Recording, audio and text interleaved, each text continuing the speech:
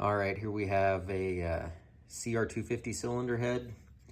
This is a 97 to 01, and this one is an easier one to turn on the lathe because the spark plug hole is concentric with the rest of it, so it's easy to mount it up and spin it right off the spark plug hole. But when you run into the 92 to 96 heads, these ones, if you kind of see, the spark plug is kicked at a weird angle.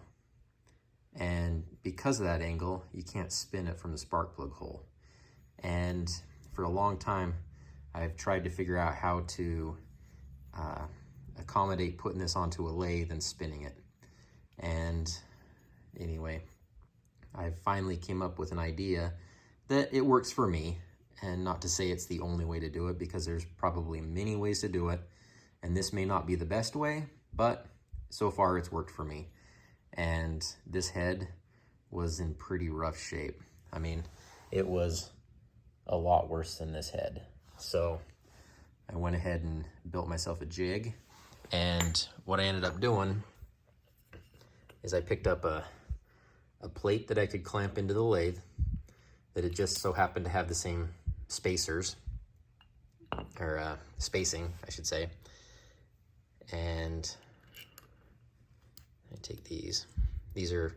I'm using those as shims right now because I'm getting off track. So these are the standoffs from the plate so that I could get around the filler neck, or not the filler neck, but the water neck on this cylinder head. So what I did is I did this setup, and on the head you have, if you look at that right there, you can see this portion is a lot thinner than this portion right here. So that's why I'm using shims or spacers.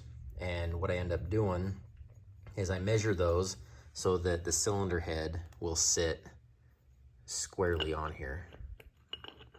If I can get it to fit on here.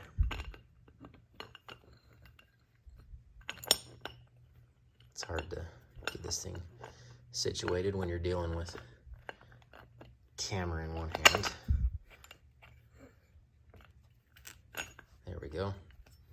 So get it to sit all the way down there, and that sits like that. But then you want to be able to spin the whole face and not have anything protruding out of here to clamp it down. So what I ended up doing is I built this little thing, and granted, this is just a prototype, it's not perfect, but it seems to work.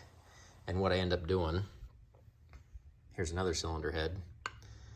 So I take this piece and I thread it down into the cylinder head. And granted, it's still threaded at that weird angle, but then I took the cylinder head, or this piece, kicked it at an angle, so now that is square.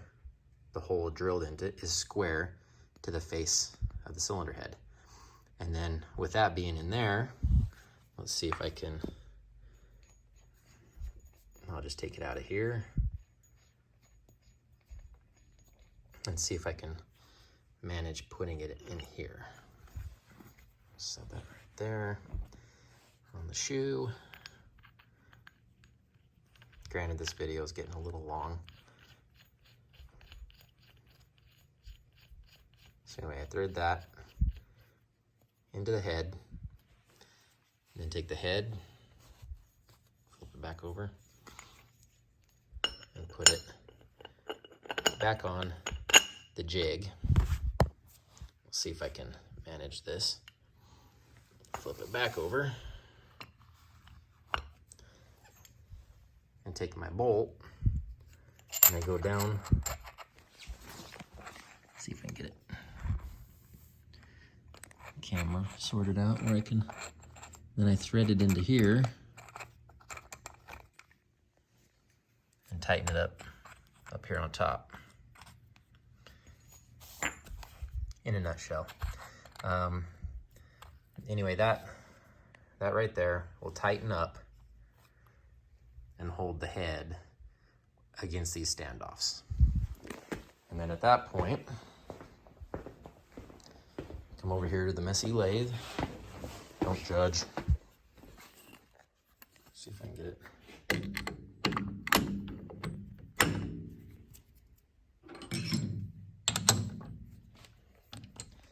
And in a nutshell, that's what it ends up doing. And then you can spin it and cut that surface. So anyway, I figured I'd show how I cut the face of the 92 to 96 CR250 cylinder heads. And it works for me, so I just don't have any of these heads left to spin. Otherwise, I would spin one and show you. So there you go. If you have any questions, let me know.